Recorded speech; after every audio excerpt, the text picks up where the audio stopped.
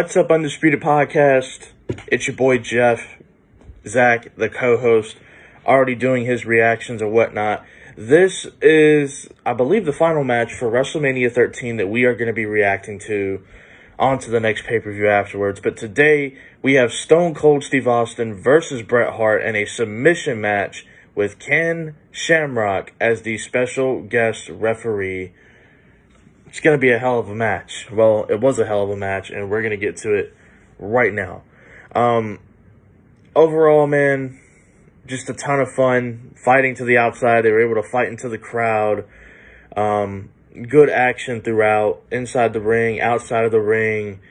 But we're going to go ahead and just try to break it down to you right now, because there was a lot going on in this match. A lot that happens, with the finish and whatnot. So, Austin comes out of the gate early with a flurry of punches, but they end up going back and forth, end up fighting to the outside of the ring. Bret tosses Austin headfirst into the ring post, makes that nice little cracking sound. Austin then hangs Bret Hart on the railing, so basically, lifts him up for an atomic drop, sort of, and just places him down on his crotch onto the metal railing or whatever. And then he hits a clothesline. They both brawl into the crowd and go over that railing. There's a guy in the crowd that's just rubbing the head of Bret Hart and Ken Shamrock like a dog. It was kind of funny, but I don't know, man. I was surprised one of those guys didn't turn around and deck him, to be honest. But they make their way back to ringside. Austin ends up whipping Bret Hart into the stairs. Bret Hart originally was going to Irish whip him into the stairs, but you know how it works. Austin counters it, changes the momentum right there. Austin then goes to hit Bret Hart with the steps, but Bret actually, I believe, takes out the leg underneath or kicks him in the gut or something. And then they go back into the ring. Austin goes for an Irish whip, but Bret Hart, when he bounces off the ropes, ends up hitting like a swinging neck breaker of some sort. And then from there, Bret Hart really starts to work over the knee. Once he gets him down, that's kind of a pivotal point in the match. You have Bret Hart working over the left knee, the one with the bigger brace on it, and then he goes for an attack on the leg, on the ropes, where he drops his hip onto the leg or whatever, after he had been attacking the leg for about 90 seconds or so, but he misses. Austin is able to roll out and hit a stunner. However, this isn't a pinfall or submission match. This is a submission match. You have to make your opponent tap out or say, "I quit." That is the whole point of the match. But Bret ends up regaining control slowly after this with a kick to the knee that he had been working over in the match. He then uses the ring post, drags him towards the ring post, and uses it for that assisted figure four leg lock. Austin is able to find the way out and roll out to the outside. I do love the figure four. I like that spot, the assisted figure four leg lock with the ring post. It's always a good spot. I like it.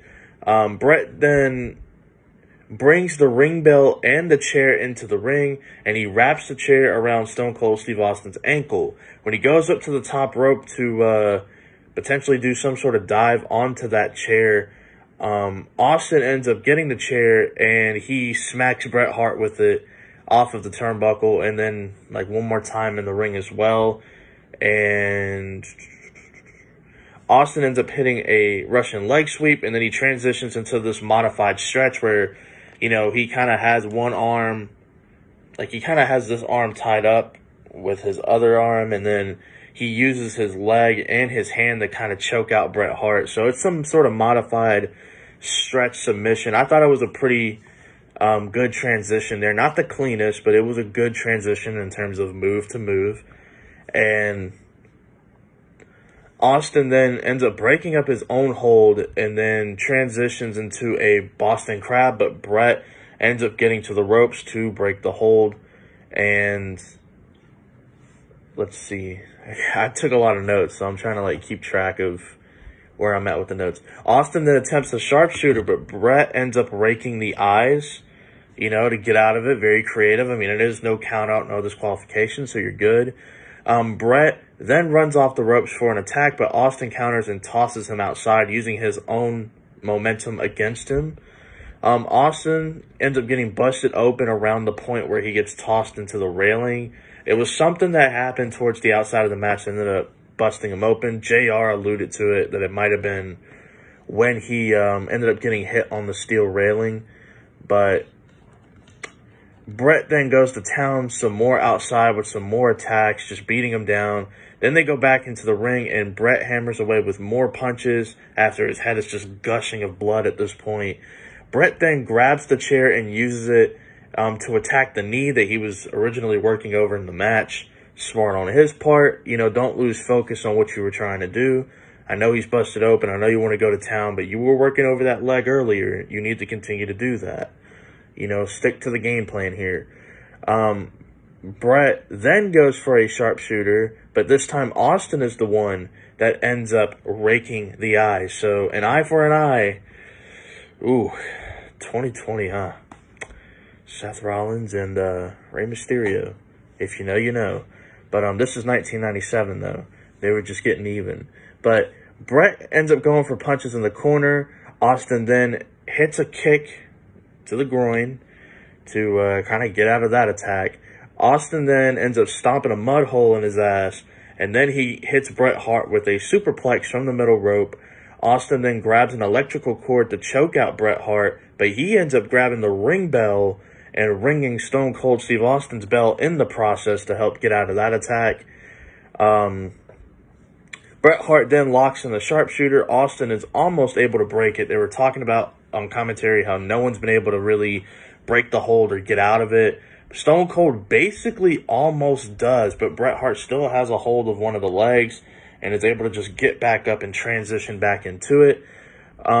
Throughout the match, they did allude to how Stone Cold Steve Austin was just losing a ton of blood, and, that ended up playing a factor into the finish because Bret Hart wins with the sharpshooter, but basically Austin kind of passed out. He never really actually quits or whatever. After the match, Bret Hart continues to attack Stone Cold Steve Austin. Ken Shamrock then tries to grab him by the waist. Bret Hart is still trying to fight through it and try to attack him, and then Ken Shamrock basically slams Bret Hart. Hart kind of no-sells it and gets up very quickly. But Bret ends up leaving after they have like a stare-off. Stone Cold, meanwhile, in the ring, Bret Hart already walked out at this point. He's trying to be helped up by a different official, but Stone Cold gives him the stunner and walks off on his own power. I would say overall, though, this match was a lot of fun. The wrestling, back then, it was still good, though. Like, I still had a lot of fun with this match. I thought they did a good job of blending outside fighting and inside fighting in terms of in the ring and outside of the ring. They even went into the crowd. We saw some creativity in this match with the assisted figure four, with the ring post. We saw Stone Cold try to use an electrical cord in this match. The finish, though, I get that they wanted to keep both guys strong, right? So they had Stone Cold pass out.